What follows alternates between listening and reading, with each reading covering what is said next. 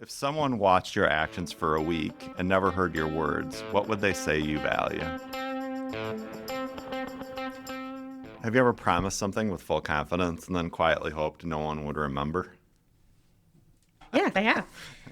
I can think about things with my kids that I wanted in full faith to do, whether it was, hey, can you take me here? Or hey, can we do whatever? Especially something intricate at home that I'm like, yeah, sure, we'll carve out time for that to happen. And then realistically, life happens and I don't prioritize it and it goes by and I'm quietly hoping that they forgot that thing that I promised. And sometimes they do, and other times Yeah. they call me out on it and I've got to figure it out. Backtrack. What about you? I know it is hard because you do promise things and you want to make things happen, but life happens and things get busy. I've promised things like last week I was supposed to go out with friends. And then in the morning I taught, and then I went to a musical and went out to dinner with Aaron and Winston. And then that event was at night and I didn't go to it. And I had full every intention of going, but I didn't go. And so having those, it feels terrible, but I'm like, when you have a full intention of doing something and then you just doesn't fit in. I agree. Middle-aged energy is different I know. than early 20s energy. That's number one. So I'm like, it's 7 p.m. So I think the over-promising thing, but with the best of intentions, is valid. But do you think that it's worse to overpromise or to underdeliver? I think you want to under promise and over deliver is like a whole catchphrase. There's some truth to that in terms of, but it's hard to do that when you're trying to live a full life because you want all the things. You want to enjoy all the aspects of life. I think that's valid. I think Oscar's actually really good at under promising and over delivering because he is very mindful about his words and he is not a talker. So when he talks, it's very intentional. And so it's consistent of him to under promise and over deliver because he's going to show up, but he's going to tell you very limited things about how he's going to show up. Which I've come to really respect because that's not how I am. I'm a talker. So I'm going to tell you all the things. Here are my intentions. Here are how I plan to do it. And then I may or may not get to all the things because you got to prioritize.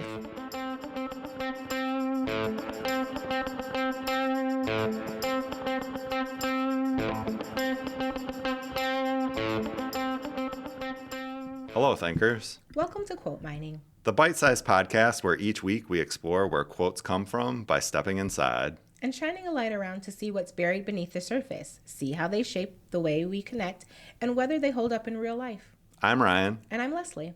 Some quotes shine immediately. And some require excavation. We bring the questions. You bring your curiosity. Ready? Let's start mining. So today's quote is, "Actions speak louder than words." It's one of those quotes that sounds really obvious until it applies to you.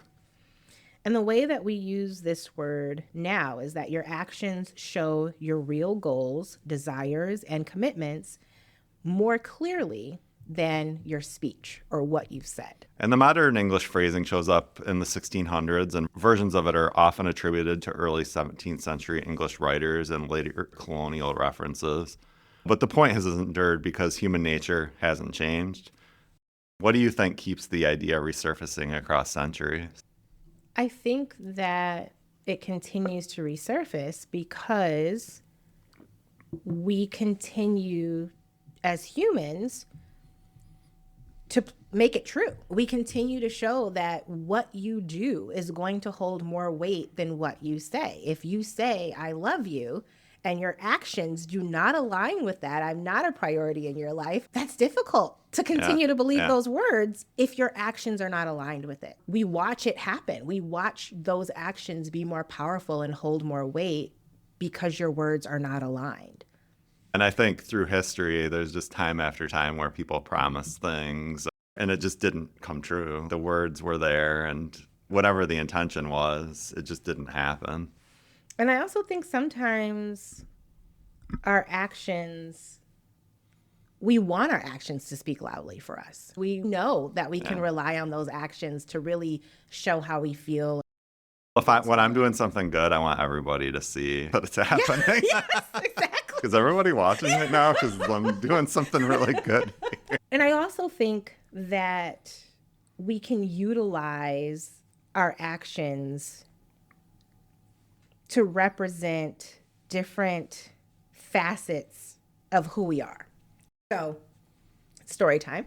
In 2016, an artist named Anish Kapoor secured exclusive artistic rights to Vanta Black, which is one of the darkest materials ever created. And if you don't know who Anish Kapoor is, if you've ever been to Chicago and you've gone to Millennium Park, you will have probably taken a picture with the giant bean. That is his work. Okay. He secured these rights. And the problem with that is he chose to not share those rights with anyone. He's like, nope, it's all mine. And we know that the culture of artistry allows for sharing, and you want to be able to work with your peers and collaborate with your peers. The artist Stuart Simple responded to this specific act by creating the pinkest pink and selling it to everyone except Kapoor. So no words exchanged, but very much actions taking place. And these statements were public, right? This idea of, here, I have this thing for everyone except you. I have this thing and I'm not sharing it with anyone, but I am going to produce with it and showcase it. So it created this clear, petty space and feud between the two of them. This is such a great story. Yes, with their actions speaking much louder than words ever could. Yeah. And then jokes on Kapoor, because in 2019, there was a darker black that was and a purer black that was actually created. So he's left holding this thing that's obsolete now. Yeah. And then we've got Simple, whose actions created space for other artists and also showed other artists there's other ways to do this. We don't have to hoard things. And this is what happens when we hoard things. Do you think that people are aware when their behavior doesn't match their words, or do you think it's mostly unconscious? Yes, and because I think there are times, especially when we're lying, that we actually are attempting to create this alignment, and we're trying not to show our tells because we don't want people to know that we're lying. So I think that there is an awareness sometimes when our words don't necessarily match our action, but there's an attempt. But I also think that there's some things that are unconscious. Again, with lying. We don't know what our tells are. We can't hide them. That's really interesting to think about. There are people that are aware that it's the dark side of communication. Yeah. Like they're using it to manipulate. Absolutely. So why are nonverbals more believable than the words? Why are our actions more believable than the words? Is it because the actions cost more? Nonverbals are really hard to hide, even with micro expression. Something I say in my classroom is like, you could say nice shirt to me in 15 different ways. You can say it sarcastically. So you can say the same words, but how your facial expressions are and how your body movement is going to change the meaning of those words. Mm-hmm. Yeah. And even the tone, the volume, and the speech rate is going to create change. And my daughter Naya is really good at reading my micro expressions, and she's really good at reading my nonverbals. And so before I have even processed something, she'll have already said, hey, what's going on here? What are you thinking about? Because it seems like you're thinking this. I'm like, geez, girl, stop studying me. But the reality is sometimes our nonverbals scream to people. Sometimes people are really good at reading nonverbals, but other times we're screaming things to people and we don't even realize. Erin, my wife, she cannot hide nonverbal. If she's in a room and she's not happy, you will immediately know that it's happening. And so Winston is taking on a lot of the same traits. One of their things is like this eye roll that she's really good at. Now Winston's really good at the eye roll. So now I have two people rolling their eyes at me constantly. The judgment. And I always compare them. I'm like, you're getting a little better than mom with the eye roll. It's freaking me out a little bit. I love that, though. And there's something respectable about the fact that you can allow your body to speak for you in ways that words can't or don't, or you just choose not to. but it's still so clear. And you understand what that eye roll means. No one Yeah, has to explain yeah. it to you. There was an old video that I used to show in my classroom, and it was about the same woman.